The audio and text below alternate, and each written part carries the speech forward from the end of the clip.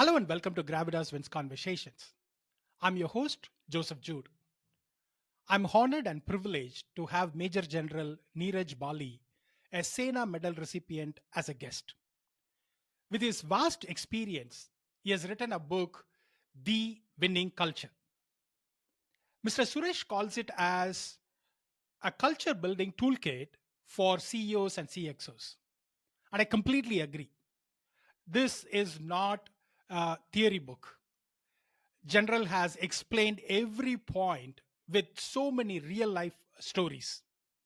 And I've been looking forward to this particular interview. I hope you enjoy as well. Before we get into the interview, can I request you to subscribe to the podcast, write a review, and share the podcast with your fellow business leaders? Hello, General Neeraj. Welcome to the conversation. Thank you, Joseph. You said you've been looking forward to it. I've been looking forward to talking to you for a very long time since we got connected because I'm quite inspired by the things you do. So the feeling is mutual. Thank you. Thank you, sir. There's a lot we can learn from just the first chapter. And I have marked a lot of notes there. You write culture matters. Can you explain why that would be so? Why culture matters? And before that, what is culture? All right, let me start with a story because I have often been accused by my friends to be a storyteller. Back in 2016 or 17, I was speaking at the IIM Ahmedabad, and at the end of the talk, one young lady got up and asked me the question. She said, "You guys in the army come from the same background as us. You have the same parenting, same education, same financial anxieties, same small town upbringing. What changes so much that you're willing to die without there being a bonus at the end of the year? In the army, there is no bonus at the end of the year. There's no appraisal for that kind." So I know the answer, though every time I ask the same question from any audience, the answer they give is, "Oh, you guys are more patriotic, you're more dedicated," or things like that, "you're more passionate." Those are absolutely incorrect answers. I never heard the word patriotism in the army, and I served 40 years. Not once did I hear anyone say we are patriotic. We are as patriotic as anybody else outside. The correct answer to this question, Joseph, is that every organization, every club, every company, every political party, every family has a culture. Culture is what we collectively do. It's not what we say. It's what we all collectively do because we perceive it works for us. And that culture silently and powerfully moves us in a certain direction and makes us do things. Not to run down anybody, but go to a government office which is, say, sluggish. There is a certain culture because that is what is working for them. They're not going to show you your file because it works for them. No one's going to punish them or reward them for not doing it. But you go to a private sector bank, the issues are going to be different. So I realized that I had been blessed to have been in an organization which is entirely driven by its robust culture, something it inherited from the British and then tweaked it to the Indian requirements. And it is that culture which made ordinary people do extraordinary things all the time. And people wonder why they do it. So I decided that I think there is a case for focusing more on culture and perhaps learning some universal lessons that the army instinctively knows, which probably people can learn from outside. I completely agree with you. The reason being, I lead a business unit, and there's a feeling which comes often that you set up goals, and at the end of the period, you have a disappointment that strategy didn't work, and you write culture aligned with strategy is the force multiplier, and you also start with saying that culture eats strategy for Strategy for breakfast. breakfast. Yeah. Okay. And until You're I right. read that, I didn't understand the importance of culture. So can we talk about how culture can support strategies and also mitigate the imperfect ones? All right. So I began by saying that from Peter Drucker's famous saying that culture eats strategy for breakfast. Unless the culture of your company, organization is aligned to the strategy you're making, you can make any fancy strategies you like. You see, we love the sound of the word strategy. All of us love Yes. to strategize. and it somehow makes us feel lofty. In any case, you have to have a strategy. But it is my experience, and I think the experience of a lot of people, you can make any strategy you like, but if the culture of your organization doesn't support it, it will not work. There are examples that are tremendous, very many. Now, without being biased towards one airline or the other, is there a reason why Indigo can genuinely claim to be on time most of the time? What is the rocket science that any others can't copy? The Hmm. fact of the matter is, I have studied Indigo in detail, and there are 6 pages on Indigo in chapter 8 of my book. And I realized that it is not just about being in time by flying aircrafts, it is a culture. They have built a Hmm. culture of being on time in everything they do, and they push it, right? So let's take a larger example. Let's take the example of Indian Army. Hmm. The Indian Army fought 2 wars where arguably we didn't have any great strategy. 1962, we were pushed into a war, and the Sri Lanka experience, where Hmm. we just landed up there hoping to be peacekeepers, but in actual fighting a war, right? One of the units which landed there first time, 13 Sikalai, lost 68 people in a matter of days. And they had gone there thinking they were only supposed to do peacekeeping. So we really didn't have a strategy. Even minus a strategy, the Indian Army didn't run. They stood and Hmm. fought. Nobody mourned. Nobody protested. Nobody deserted. Because the culture doesn't allow you to do that. Hmm. Conversely, Pakistanis, I think, had a brilliant strategy in Kargil. Come and occupy the vacant posts. Come summers, nobody can attack up the hills, and the world will jump in, and there will be no war, and the line of control will move forward. They did not think about the culture of the Indian Army. More so, their own culture is so different, and I'll take a moment to describe that. Not because Pakistanis are our enemies or something. I'm just saying, making a very professional point. I've served with Pakistani officers. I've attended a study program in US with them, and I did realize that they have now become different. Their culture is different. It's a culture of arrogance. It's a culture of running a country. So when General Musharraf decided on Kargil war, he didn't think it right to inform even his prime minister or any other top generals or even the naval chief or the air force chief. There was no coordination. And when they fought the war, they refused to accept their dead. They said, these are not our people. Hmm. That's a culture. Contrast that with what happened in India. Mr. Vajpayee was meeting all the 3 chiefs every single day. There was complete coordination, and we will never leave a person dead or alive or injured behind in the battlefield. Later in the story talk, I may even tell you a very stunning story about it. But that's what it is. So unless you have a great strategy, if you're running an airlines, say Kingfisher, and you say our strategy is to be austere to cut cost, but then your culture is of celebrating birthdays with 90 lakh rupees or jumping out of jet aircraft all the time. It's not going to work. It's not going to work. So it's not the beautiful things you say in the boardroom or the lovely posters you splash on the walls or every CEO or the MD. I mean, you're a business head. I've been a CEO twice. Everyone says we are customer centric, we are human centric, we are employee centric. These are words. It is what you do, and what you Hmm. do becomes your culture, and that culture then trumps even strategy.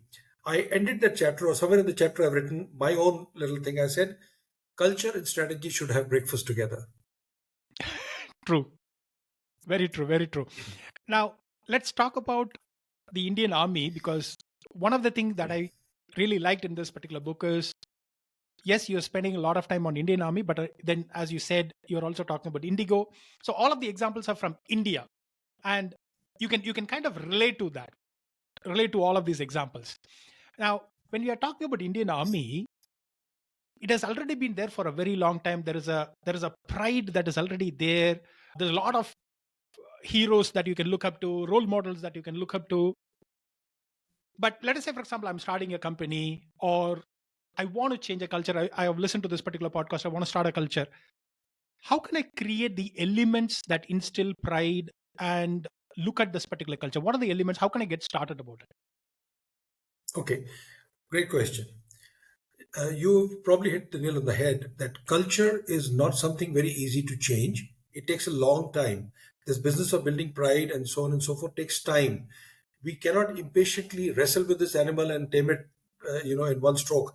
It takes a lot of time, and therefore sometimes new leaders who take up old enterprises find it very hard to change culture. But let's talk about pride for a minute. First of all, people feel proud of an organization, A, which makes them feel safe.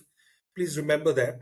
Psychologically safe, where they feel like coming for the job, where they feel I'm not going to lose my work, where they feel the boss is going to appraise us correctly at the end of the year, where they feel that come COVID, he will take care of us, where they feel, in ups and downs, he's not going to throw us under the bus. So first and foremost is the leadership example that makes people start feeling proud of where they're working. Second thing, no unsuccessful organization can feel proud of itself. Success is a very important ingredient to instill pride. So therefore, one of the jobs of the management should not be just to create a good environment. Good environment is a fabulous thing to do, but good environment is not your goal. Your goal is success, and therefore, good environment and success is a great mix. But focus on success. That's the second thing. The third and the last thing I will say, and this is something very deficient in the corporate. You see, in the army, we preserve stories and we talk about them again and again. Every battalion has a battalion history, a war diary, a regimental history, a war museum, a war memorial. We sit down in the mess in the bar and drink, and we only talk about our past and what happened in the so and so fight or so and so operation, or even on a normal day. So the army, therefore, is full of stories. It has these stories that continually give you that pride in the organization. Now, the argument from the corporate sector can be, oh, great, but the army is a permanent organization. We have employees who come and go. How does it work for us? No, even in the army, people move from unit to unit. The thing to do is to develop a pride in whichever organization you are by building this bank of stories, by letting people know of the successes they've done in past. I have written some fabulous, rather case studies of some fabulous examples of Anand Fashion Limited, where Mr. J. Suresh, whom you quoted, was the MD, of a guy called Venkat Chalapathy, a store manager called Govind Raj from Mega Marts in those days. Why are these stories not preserved in the corporate? Why are we not talking about the successes we've had, even if it's a success in getting a business or filling a tender correctly against time? These are stories. So let me summarize it. First of all, people should feel safe, which means you've got to provide them with great leadership. Second, you must succeed, which is a leadership responsibility to make sure that you craft a strategy which works. And thirdly, you must have a reservoir of stories that make you feel proud. So people say, I am from this battalion, this battalion has never lost a battle. I'm not going to start. Things like that. Fantastic. So 3 S that we are talking about: safe, success, and stories. Yes, yes. Fantastic. Yeah. Neeraj, you also talk about, and there are a lot of stories. We'll get into how you had all of these stories in writing the book. But one of the incident that you narrate is that you are running in JNK, you are running towards a bomb that exploded, and your barber is advising you at one point, and you take that. Yeah. So you already talked about leaders have to create this environment, success and stories and all of that. But now let's go down into the team members level. What roles do the members of the team have in building a culture or sustaining the culture? Huge. Huge.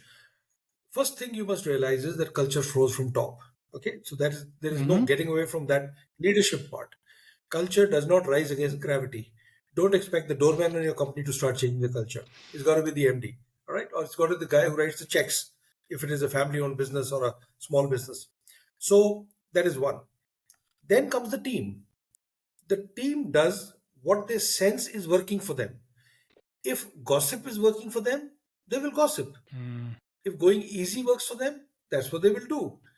If they get a sense that no, this is not going to work in this company and we have to meet targets and we have to, be aggressive and we have to go out and be innovative and all of that, we have to meet quality standards, that'll become the culture. So the team is very important. But once again, if you see, the shadow of the leadership is falling on the team. You go to a school, if the principal is not much interested in standards, the teachers will slowly become sluggish. One odd, one odd star like Virat Kohli will keep performing, but others will become slow because it works for them. So there is the team. In the army, we consider the whole team as very important, and we particularly focus on the vulnerable elements. The strength of the chain is dependent on the Mm. weakest link, not on the strongest link. So even in the National Defense Academy, when you run cross country as a team, you don't focus on the fastest runner. He will reach. You always put some good runners behind the slowest runner to push him, because unless he reaches, your team is not going to reach and Mm. you're not going to win. Okay, so you focus on the junior most member of the team. You pay attention to them, and that is how you build the structure. Now let me get back to the story that you mentioned, because it has that story has fascinated a lot of people. As you might Yes. have noticed in this book, there are no stories relating to me. This is an outlier, and even this story is not about celebrating me. It's about celebrating a barber. This story will tell you not only the fact that we listen to everyone, but how deep is the culture of the leadership in the army. So this happened on the 4th of June 1997. We were going somewhere. There was a big blast. The militants had planted an improvised explosive device under the track. It blew up one of my vehicles. The blast was so loud and the explosive was so much that there was an 8-foot deep crater. The vehicle went up above the eucalyptus trees, took two turns in the air, and crashed against the road. It killed one major and two soldiers, and one young lieutenant, Ravi Loganathan, and two soldiers were trapped inside the mangled steel. And the militants started firing on the vehicle from about 200 meters to kill everybody else. And this young lieutenant somehow managed to wriggle out, though he's bleeding, and started firing back. We heard the blast. The whole district heard the blast. And people said, let's not go in the vehicles now, let's run on the foot because there may be more IEDs. So that is the point which you related. And we were running with our AK 47s, and I was a CO, I was a colonel. And you see, senior army officers, colonels and above, they wear something on their collar, a red colored thing, which kind of distinguishes them. Now, this collar dog is not to be worn during operations. It is to be worn only in peace stations, because in operations somebody will spot you and say, "Oh, he's the boss. Let's kill him first," right? So I was wearing it, and the reason I was wearing it is because I was a brand new commanding officer. I was a bridegroom who had not changed his clothes. I was just 10 days old, and so this major running next to me said, "Sir, you're not supposed to be wearing this. Now they will spot you and they'll fire at you. Please take them off." And I said, "I will." But my mind was full of a million things and I didn't immediately take them off. About 100 to 200 steps ahead, this barber running on my left hand side, his name was Rooplal, army barber wearing a uniform, carrying an AK 47, stopped me and said, "Sir," he said it in Hindi, I'll say it in English.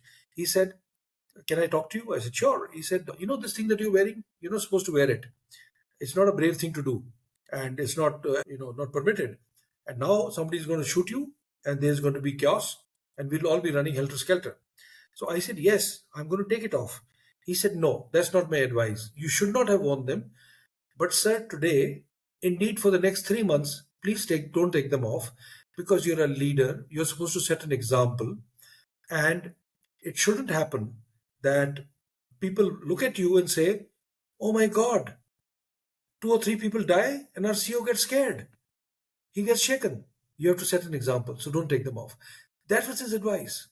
I think it's a brilliant, brilliant advice coming from the lowest rung in the army. And to honor his advice, I never took them off. I didn't take them off for 3 years actually.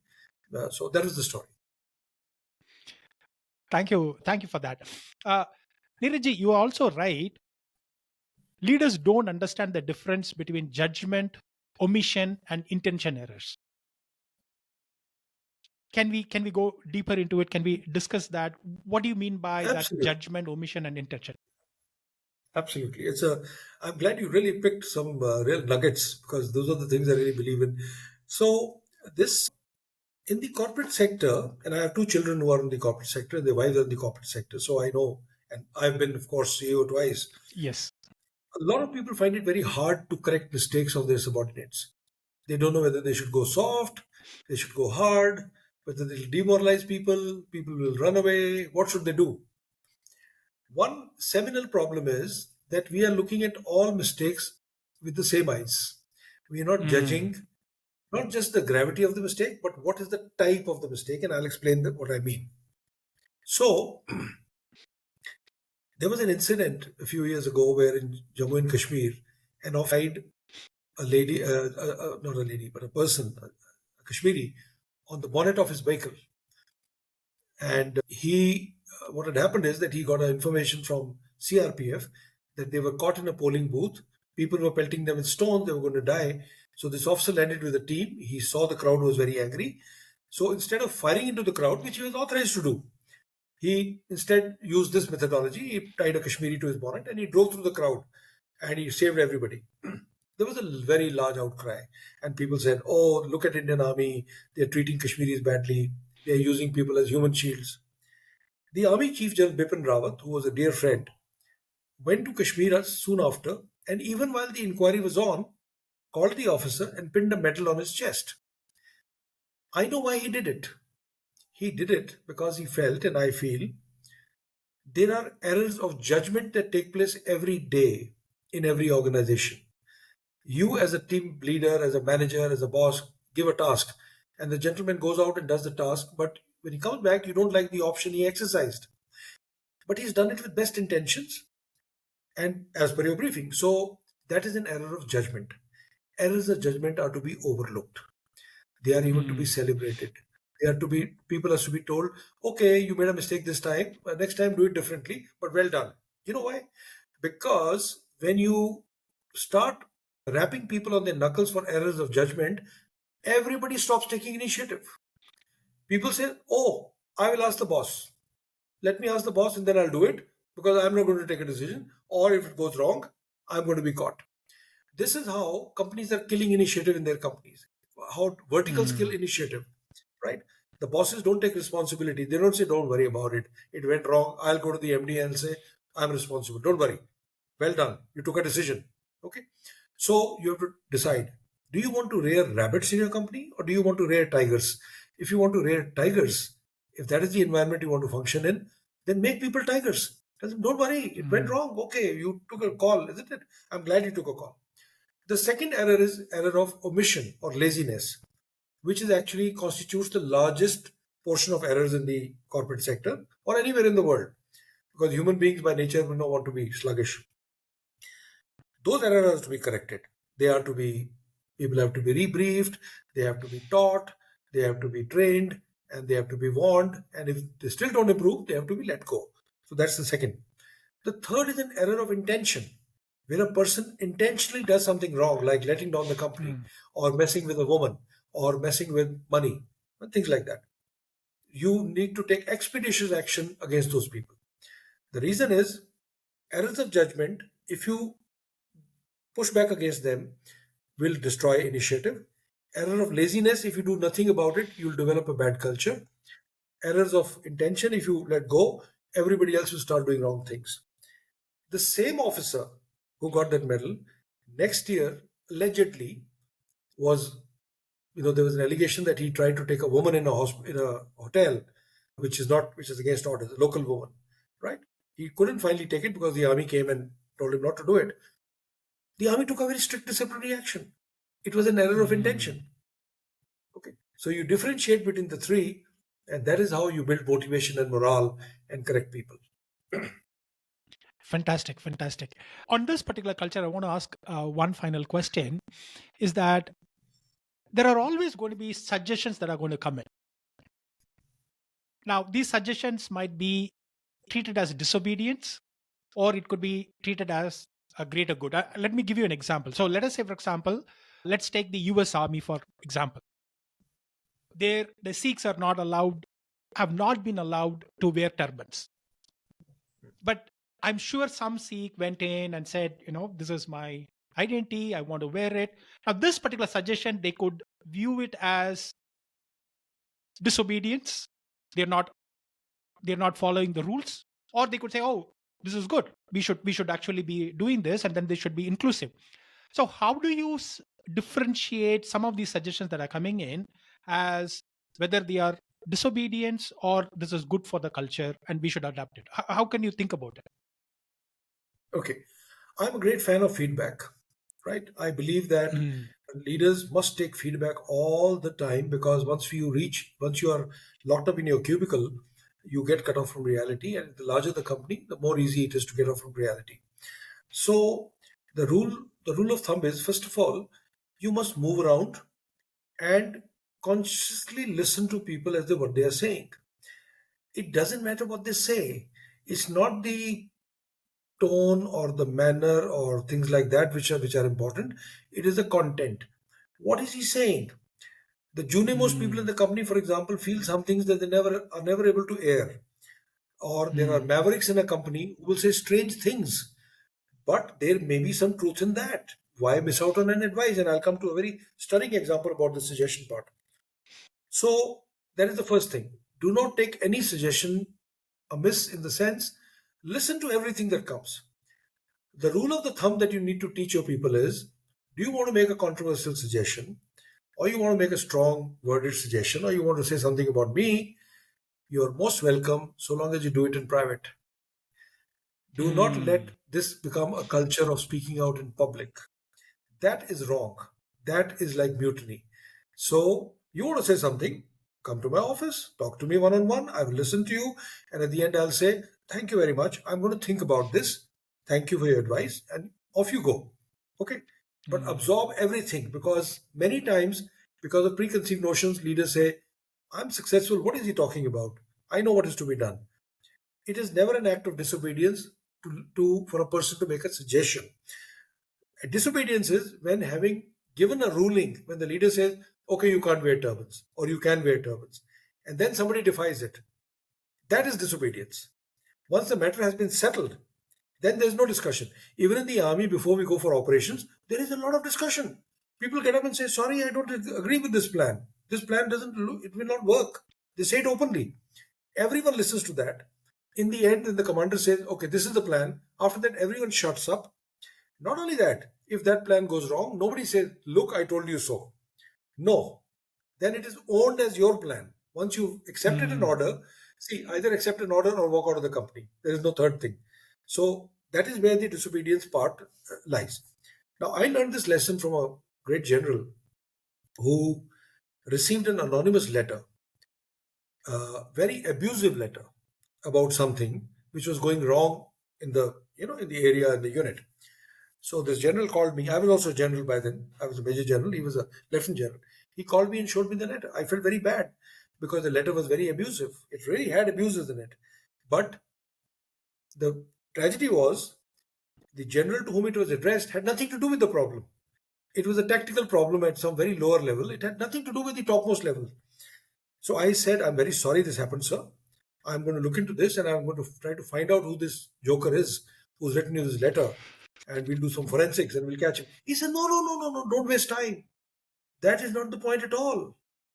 All inputs are inputs.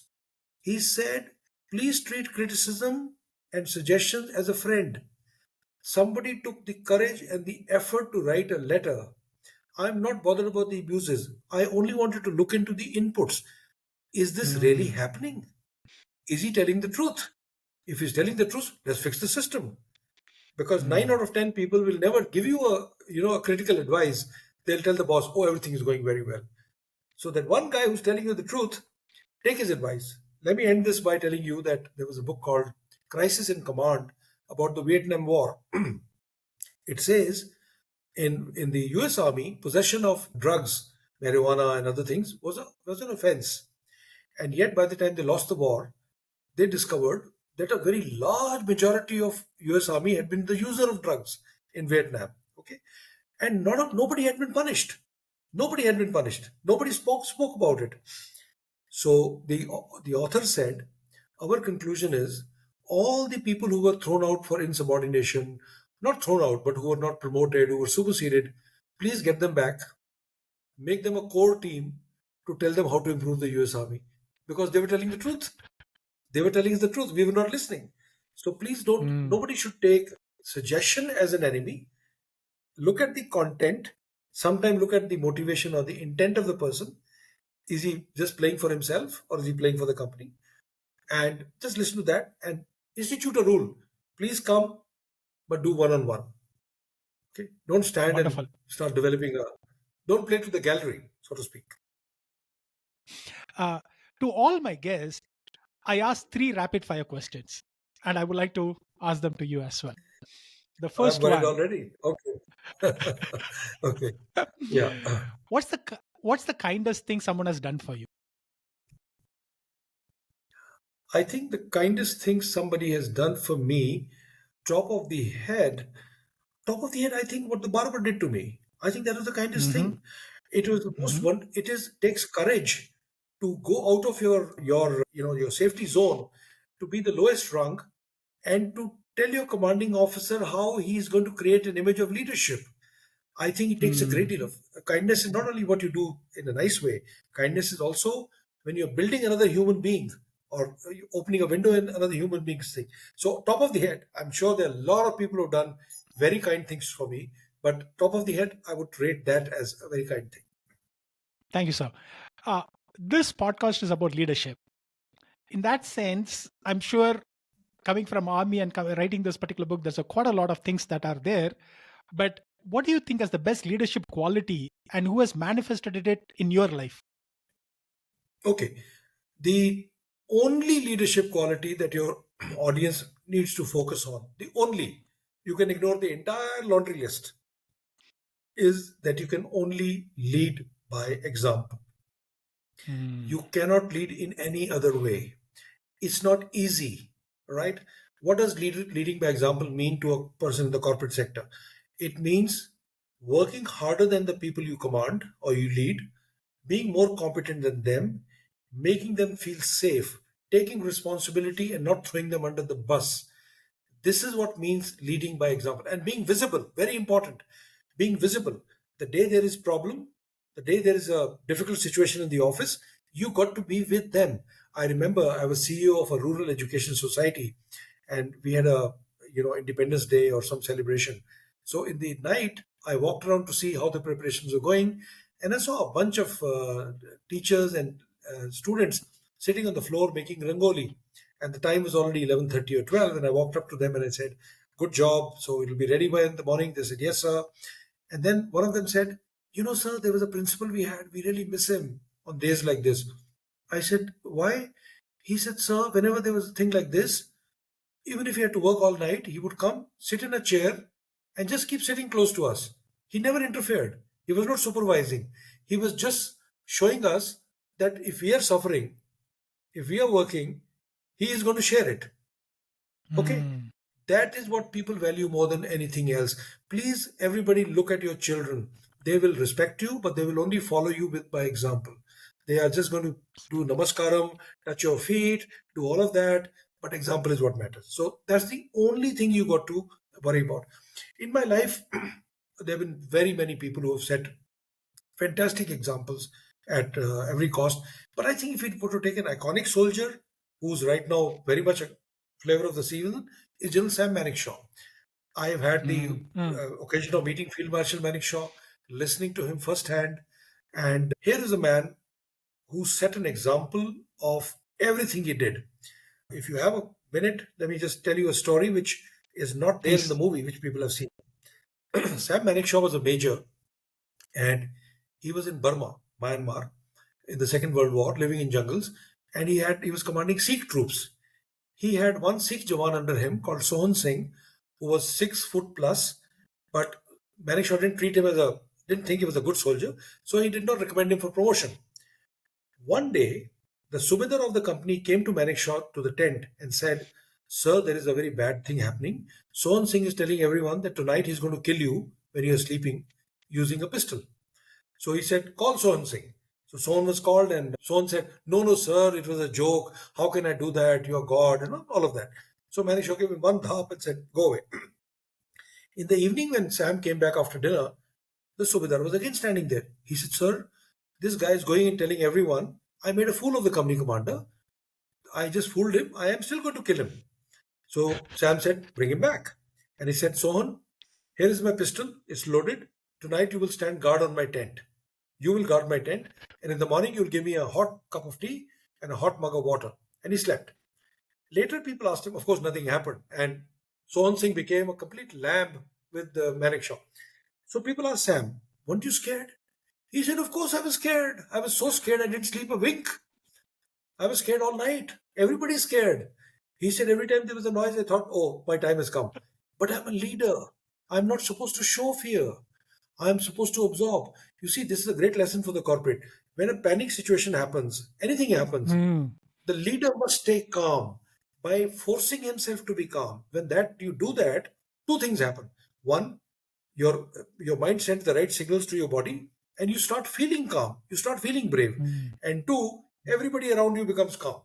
Okay, your team becomes calm. Oh, everything is all right. Boss will take care. What we do is exact opposite. We throw a fit and we say, "ये गड़बड़ हो गया. Now you take charge. I am going somewhere. MD will talk to you." Okay, that example of Sam is just one of the million examples of what leadership he showed, and I think he's a really an example I can talk about. thank you. Thank you for sharing his example. Finally, what's the definition of living a good life? Living a good life is when you start giving meaning to your life, when you lead a Mhm. purposeful life. That is fulfilling life. There's a book called A Man's Search for Meaning by Eric Fromm. He was a person who was in the Nazi, concentration camps, and he went through a lot of privation. When he came out, he said, "I wonder what is the meaning of life." And the answer he came to is, life will not tell you what is the meaning. You have to give meaning to whatever you're doing. Whatever you're doing, give meaning to that. Get immersed in that. And that is what is going to give you purposefulness. That's what will give you fulfillment. People ask me today, you're 65, you've been retired 7 years, you work every single day. What is it? Is it money? No, of course it is not money. If I stop working today, I'm fine. I'm fine for the rest of my life, whatever time I live. But it is a sense of purpose you have. It is Mm, exactly what you are doing with this podcast. It gives you a sense of purpose. I'm sure it's not a commercial thing that you're making some tons of money or you're making any money at all. It's a purposeful thing. So what we are doing right now, passing on the messages to the world, is giving purpose also to our own lives. And that is the number one reason and the number one fulfillment. And that is what is living a great life. thank you, sir. Thank you so much. That means a lot. Thank you, sir. Thank you for taking the time. I know you are busy. I know you are also traveling and you are promoting the book. Thank you so much for taking the time and sharing your insights with me and with my audiences. Thank you so much. Thank you, Joseph. It's been a great pleasure and a great honor. Thank you. I hope you enjoyed our conversation. Can I request you to share the key takeaways from our conversation? If you liked the conversation, please share the podcast with all the others. Have a life of wins.